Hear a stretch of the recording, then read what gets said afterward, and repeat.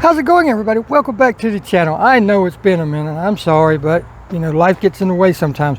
But today, we're going to work on something that should help us with our cars just a little bit. Make us appreciate them a little bit more.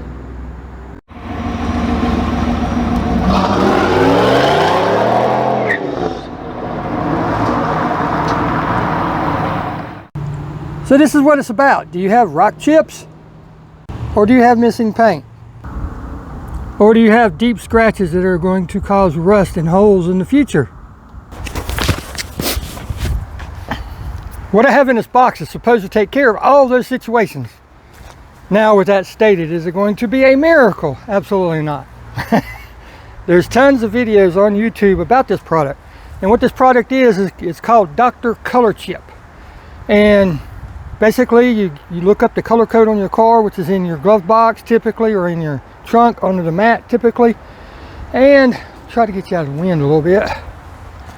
And you call them up, tell them what you need, or go on eBay, put in your color code, or go on their website and put in the color code, and then pick which kit you want. You can get just the paint and the activator. You can get the whole kit with the gloves, the squeegee, all that stuff, depending on what you want to do.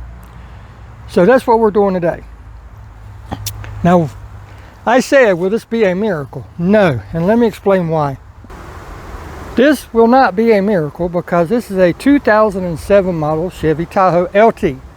With that being stated, it has sat out in the sun for decades. So the paint is faded on the top and the hood. I mean, it's just inevitable. It always happens to any SUV. Basically any car. If you don't keep it protected, it goes really fast. If you keep it protected, it does it, but it does it more slowly over a longer period of time. That's new paint in that box. That's old paint on that roof and on that hood. So putting new paint on an old hood or old roof, it's not going to look quite right. In other words, when I feel that scratching, it's going to be darker. It's not going to be a perfect match, although that paint is correctly matched for this car. It is the color that this car come out in, or this SUV, whatever you want to call it. So for me, on this vehicle, my goal is to get rid of the rust so that it doesn't get any worse, so that it doesn't cause any holes, so it doesn't cause any leaks, and protect it after that. So that's the whole reason I got that. Now on that car, yes, it would be a miracle worker. Fill in those little rock chips that you get from enjoying your vehicles and everything. It would protect it, it'd make it look like new again, or so they say. I've never used the stuff. I've seen people that's used it, and it makes it look like new on stuff like on the red car. Like I said, I'm not expecting a miracle on this black car because, get down off this ladder, windy today, because of the age and everything. So that's why. Now the reason I'm doing this, I was going down the road, limb fell out of the tree and hit the front of my car. Okay, it hit the front of the car and it hit the roof, the branches and stuff. Well, I'm not going to get the whole Tahoe repainted just for a few scratches on the top. So I'm going to take care of the ones that are really bad and go from there. I'm just going to live with it because, like I said, this is a 2007, a lot of miles and everything on it, and it's been a beautiful, wonderful car, and it still drives like new, like nothing's ever happened to it. But to justify getting the whole roof painted, I'll have to get the hood done too, because they're both just as faded. Would cost a lot of money, a lot of money. So I'm going to just take care of the scratches and live with it, because like I said, it's faded anyway. Yeah, I don't want to get the whole thing painted just for a few scratches. So with that stated, let me show you what all comes in the kit. So what you get in the kit, I think I dropped one. I'll have to look in a second, but anyhow, you get the first step, which is the paint. But of course, you got to prep the area. You apply that. They give you a couple little different brushes that you can use to apply the stuff with. I thought there was another one. I might have dropped one. Yeah, there it is. Depending on what you need and everything, you apply it. We'll read the instructions here in just a minute.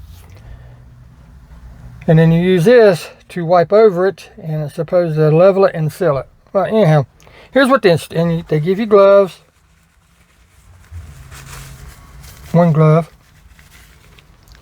And a couple of these cotton one big applicator you could cut and use multiple times. So here in the, of course, the microfiber. So here is the instructions on the back. It says, and the reason I'm doing this, I just pulled this out of the sun, so I got to let it cool, and then I got to clean it. So, step 1, preparation of a panel to be painted. Clean the chips on the car's panel by applying Dr. Colorchip panel cleaner or rubbing alcohol to the microfiber towel or soft cloth and wiping over the area to be prepared. This will remove any impurities from the panel and ensure strong adhesion and bond of our paint to the chipped area. So again, I'm going to sand it, I'm going to clean it, I'm going to sand it, then I'm going to clean it again, and then I'm going to tape it off. So again, I'm going to clean the area, I'm going to sand the area, take the tape back off, clean the area again, and then we'll apply the paint. So it says paint application. Work in a 6-inch squared section to make sure you have proper amount of paint and seal act to finish your product. Well, there's more than enough in there to do a 6x6 area, but I mean, we're only doing scratches about that long that are down to the metal. They might grow a little bit as I sand, we'll see. Paint can be applied using either pipette, which I don't have a pipette, but I can get one from out of the house, brush, or squirt top applicator. Make sure the paint is applied next to the chip. So they don't want you to put it directly in the chip, they want you to apply it next to the chip. Level the paint across the chip using either the squeegee or the side of your thumb on the nitrile gloved hand. For best results, paint must be smeared flat. Allow paint to dry, typically 2 to 5 minutes. Third step, blend and remove excess paint. Shake the seal act well. Squeeze solution onto the enclosed wiping cloth, dampening a quarter size section. So I'll probably just use the corner. Using the flat of your hand, wipe the seal act moistened cloth or blending wipe over the dried paint using a vertical or horizontal motion. Keep pressure light and let the blending agent slowly dissolve the excess paint away. Once the excess paint is removed around the chip, immediately hand buff the area to shine using the microfiber towel or soft cloth. Okay. Well, pretty self-explanatory. They want you to put the paint next to the scratch, then use the squeegee or whatever to blend it over into the scratch. Let it dry 2 to 5 minutes. Come back and use the rag with the blend agent, which also seals it, to work it off, the excess off. And what I'm gonna try to do is I'm gonna put it on there, and I'm gonna try not to go back into the scratch. I'm gonna try to just take it off the sides of the scratch. It might not look that good when I get done. Don't know, we'll see. But that's the plan. I may change the plan, because sometimes you have to do this a couple times. So I might change the plan and just go with it the way they say, but I'm going to start with just cleaning the edge off of it and seeing how the buildup looks then, rather than trying to wipe across the buildup. So we'll see. It's a learning thing. I've never done this before, so we're going to learn together. And the reason I want to show this is this might be an option for you, because like I want to order. I could get another set of. I could get my front bumper repainted. I could just, the way it happened is, I was behind the car on the freeway. A truck pulled over in front of them that was hauling a backhoe, and the backhoe, you know how them guys when they work, they just run it up on there, mud and everything. So a lot of that crap, they hit a bump, and a lot of that crap started bouncing on the road, which ended up hitting the front of my car. So my insurance would cover it if I wanted to turn it in, but it's not that bad right now to where I need to worry about it. If it does it again, or if it gets worse, yeah, sure, why not? But right now, it doesn't need it. This could be a viable option if it works really good up here. So, you know, this could work for you. It'll work on any painted surface. Bicycles, motorcycles, cars, trucks, anything, you know. So let's get outside. I'm going to prepare the top, and we'll go from there. A quarter size section, so I'll probably just use a corner. Using the flat of your hand, wipe the shellac moistened cloth or blending wipe over the dried paint using a vertical or horizontal motion. Keep pressure light and let the blending agent slowly dissolve the excess paint away. Once the excess paint is removed around the chip, immediately hand buff the area to shine using a microfiber towel or soft cloth. Okay, well, pretty self-explanatory.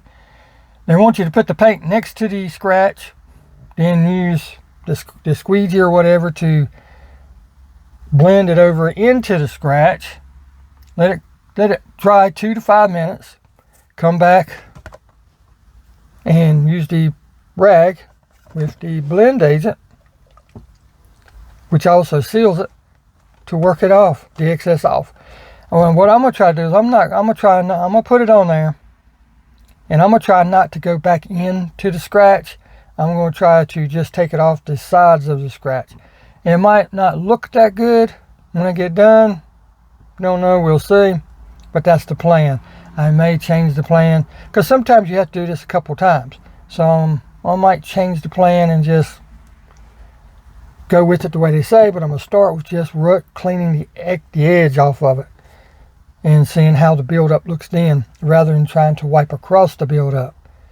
So we'll see. It's a learning thing. I've never done this before, so we're going to learn together.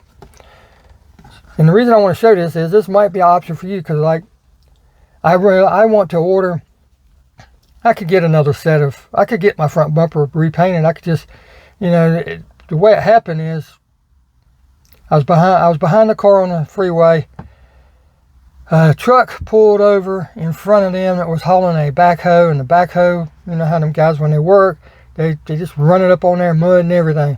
So a lot of that crap, they hit a bump, and a lot of that crap started bouncing on the road, which ended up hitting the front of my car.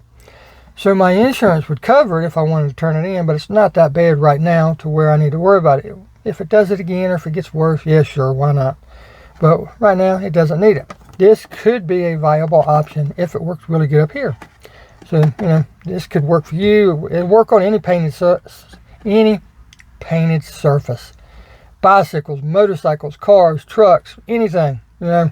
So let's get outside. I'm going to prepare the top, and we'll go from there. Well, there's that. I cleaned it off, worked around it. Now what I want to do is I want to get rid of some of this paint, because what will happen is that rust will start underneath the paint, and you won't know it until it starts bubbling up. Like I said, I've got 150 grit paper that I'm going to start with. You can see right there, 150.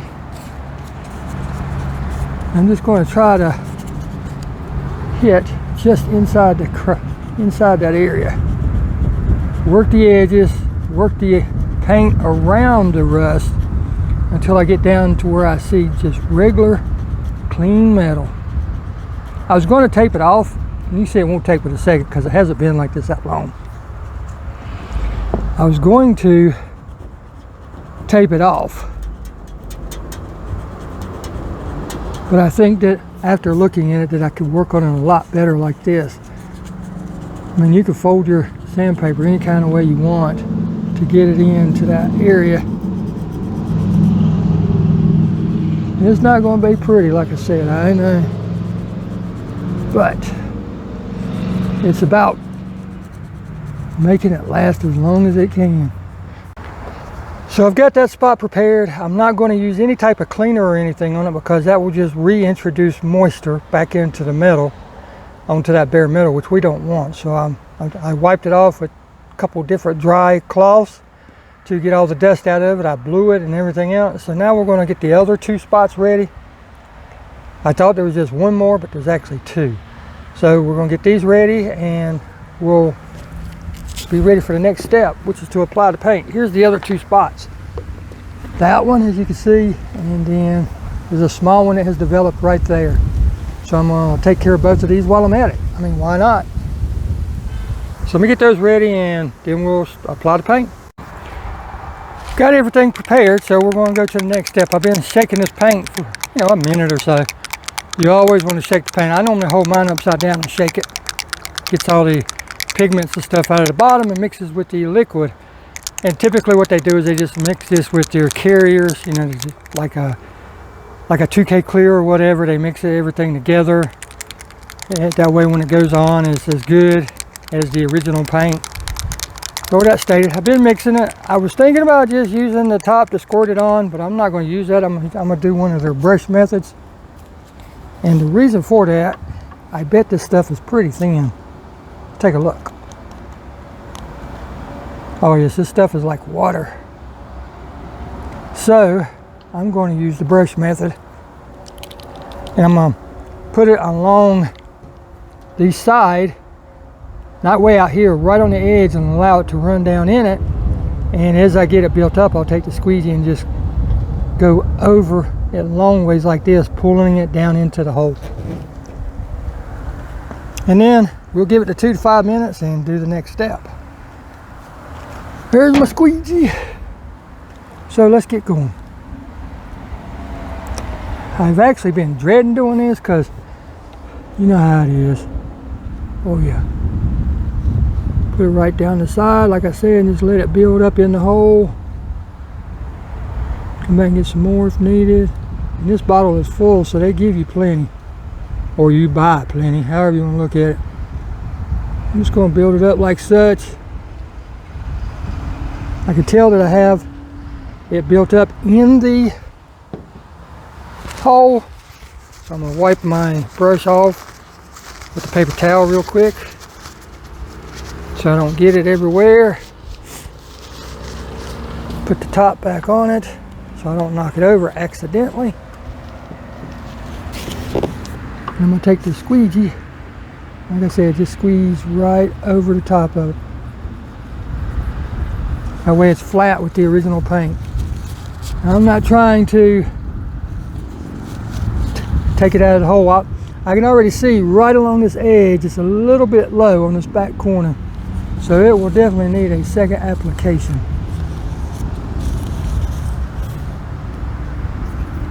But we'll let this dry for a second and then we'll come back and hit it with that other stuff. So it's been 3 minutes now. And I'm just going to use the sealing agent or Seal Act to wipe around the edge real lightly. And the reason they want you to use the flat of your hand is because your fingers have it's not flat, it's round. Well, they want you to go across this flat. Well, here's the thing, I'm not going to go across it just yet. All I want to do is clean around the edge and get that build up off that you see. Now you have to go across it eventually because this is it seals the paint and it activates it. Well, the thing is that's not, you can still see that there's a spot there, so I need to build it up some more. As it dries, it settles and flattens out. I've got to get it built up before I can seal that. So with that stated, I'm going to keep doing it until I'm satisfied with the way it looks. And then we'll move on to the next one. Okay, time to talk about a little bit of findings. There's where I'm at right now. Get it to focus. There's where I'm at right now. I just reapplied it, built it up a little thicker because it's so thin. It will self-level itself. It really will. I'm trying to keep it in focus so you can see. I'm not really worried about the paint around it, because I'll come back with a toothbrush and some wax and stuff, and I'll take care of that. You'll never know that I sanded that. I'll polish it up real good. They say to wait, they say you can wash it immediately after you let it dry, but they want you to wait 3 to 5 days before applying wax or sealants. But here's the thing that I have found with this. It's almost the same as the little tubes of stuff you can get over at AutoZone, Western Auto, wherever. But the only thing about this is it dries slower, it gives you some work time, and it's a lot thinner, so it self-levels. What I have found is that you need to put this in several layers, because and it's so thin. What my best result comes from taking the brush, putting a dot on it, just touching the middle of it, let it run, get another dot, and just work my way down the whole scratch or the whole spot that I'm wanting to fill, and let it self-level. Come back and put another one on top of it, because let me show you up front. Just a quick update. I'm still working on it. I'm still learning how to do this, but I have found the best way to do this, and I've tried several different ways, and I'll show you what I did. This is the way they said to do it. Take it, get a drop on it, and just dab it in, work it down the edge, and let it, not on the side, actually on the edge of the scratch or nick or chip, whatever. Let it roll into it. Immediately take the squeegee and go along the length of it. What that does, it takes any high spots and levels it into the rest of it. Then take they say to wait 5 minutes. Don't know what, 3 to 5 minutes, don't know why. But I have found it works better for me to immediately come back with the Seal Act and go around it. Don't touch the top of it. Go around it and get off the excess paint. As you can see, it looks pretty good there. Well, you need to dedicate some time to this, because you're not going to get it in one shot. Now back here, I put it on thick. Right there, as you can see, I put that on thick. And it is still tacky. It hasn't dried, but I wanted to try different methods to see what was going to work for me. It's still tacky. If I know from earlier, if I hit it with the Seal Act, it'll just pull the paint right out. I just want to try a different technique. I'm okay with it looking like this because it's on the top of the roof. Nobody will ever see it. My main thing is getting the spot protected so it doesn't rust through. But you have to dedicate some time to it, because like I said, you have to build these up in layers. You're not going to get it in one shot, because as it dries, it will flatten out, and what I'm trying to say is it won't be flat like this. You'll still be able to see the dimple or the nick or whatever. And of course, my vehicle now looks like crap because it hasn't been washed in a while. But with that stated, I'm gonna keep working at it. That one on the left looks pretty good. I'm gonna leave it as is. I'm gonna go around it with the Seal Act and clean it up a little bit. This one I'm gonna hit a couple more times. This one I'll probably just leave it as is, because I did not level it. I didn't use the squeegee on it, because if I go back and try to level it now, it's gonna make it all lumpy looking. But the thing is, I could probably do it, and I might. I say I won't, but I could probably go back and hit it with the squeegee and just let it pull whatever it's gonna pull, and then use the Seal Act and just gently. I mean, you don't even want to put any weight on it. You want to use the weight of the cloth, and that's it. And you can just rub over it very, very lightly, and that will level it out also. But your main leveling comes from the actual squeegee. When you first put it in, hit it with that squeegee, let it sit 3 to 5 minutes, hit it with the Seal Act around the edges. I recommend leaving the middle of it alone, just hit the edge of it. And then once it's give it 20-30 minutes, and once it is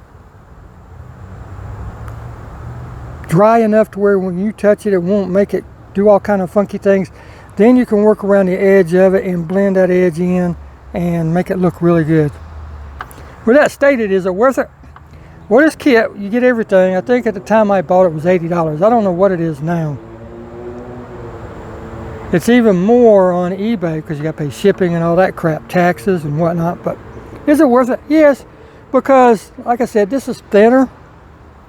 Then the little tubes of stuff you can get at AutoZone or Advance Auto or wherever. And it works really good. It's thinner, so you could dab it in the middle and it self-levels. And then you come back with Seal-Act and clean up around it. And then once it cures to a point of where you can touch it and it doesn't stick to your finger, then you can use the Seal-Act to go over it and blend it and make it look almost invisible. Will mine look invisible? No. As a matter of fact, that one right there, I'm okay with it looking the way it looks now. I can come back later if I need to with some real fine sandpaper, 1000 grit, 2000 grit, lightly sand it and buff it and make it look like it was never there. I'm not worried about that. But these up front are the ones that I wanted to get as good as I could get, make it look flat, because you might be able to see these coming down the road, you know. So, you know, is it worth it? To me, yes, because the other stuff dries so quick. It doesn't last that long. It doesn't self-level. It's all lumpy and bumpy and ugh. This is working out a lot better. So I'll give this a few days to cure. I'm going to keep working on those two, get them built up a little bit thicker to where they're perfectly flat when I run the squeegee across it. And that one over there I'm going to leave alone. So with that being stated, I do like the product. Give yourself time. It's not a 5-minute project because you've got to build it up in layers. You've got to. You're not going to get it in one shot. If you try to get it in one shot, you're just asking for mess. You're asking for trouble. So with that stated, I'd like to thank you for watching the video, and we'll see you in the next one. Thanks again for coming.